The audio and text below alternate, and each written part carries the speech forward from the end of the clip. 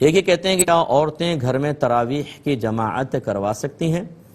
دیکھیں فقہ حنفی کی معتبر کتب میں تو یہی لکھا ہے کہ عورتوں کا جماعت سے نماز ادا کرنا مکروہ تحریمی ہے،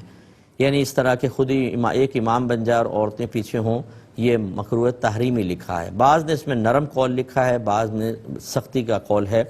لیکن ہم اس پہ فتویٰ دینا پسند کرتے ہیں، اور یہ بھی فقہاء کرام اور قرآن و حدیث کی تعلیم کا نچوڑ ہی ہے کہ اگر کسی مقام پر خواتین بے راہ روی کا شکار ہیں، وہ گھر میں رہیں تو تراویح ادا نہیں کریں گی، اجتماعی طور پہ تراویح ادا کر سکتی ہوں، اور پھر وہاں کوئی عالمہ ہوں جن کا انتظام کیا جائے کہ وہ عالمہ تراویح کے بعد عورتوں کو فقہ سکھائیں، ان کی روحانی تربیت کریں، تزکیہ نفس کریں، انہیں شرعی مسائل بتائیں، اور عورتیں سیکھنے کے لیے تیار ہوں، تو پھر ایسی جماعت کا اہتمام کرنا بہت اچھا ہے۔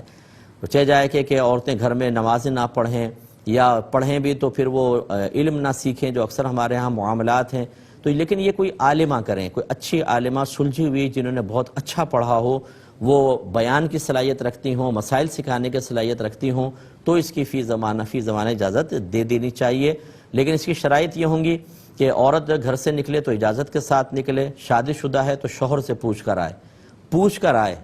بتا کر نہ آئے،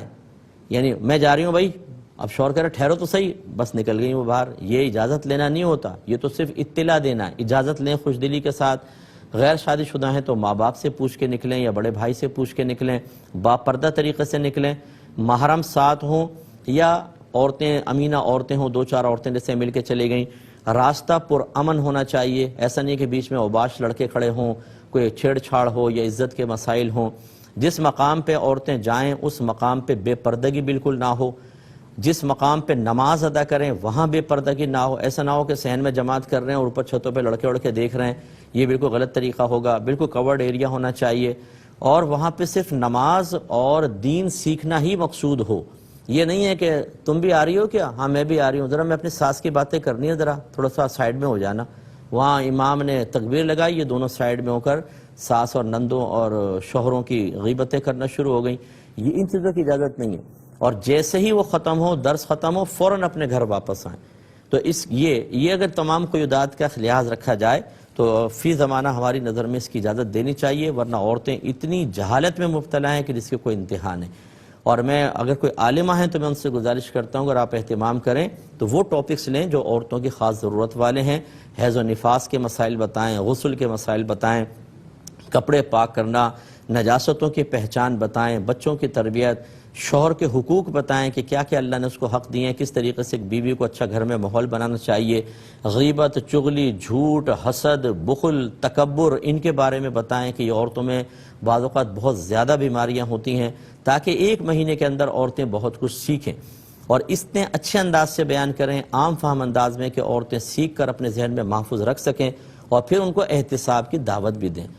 اور پھر جو خود عالمہ تبلیغ کر رہی ہیں ان سے بھی میری گزارش ہے کہ خود بھی اس پر عمل کریں، کیونکہ اکثر ہم نے دیکھا ہے کہ خواتین باتیں بہت اچھی کر رہی ہوتی ہیں، یہ کوئی خواتین کے ساتھ ہی نہیں، مرد بھی ایسے ہو سکتے ہیں،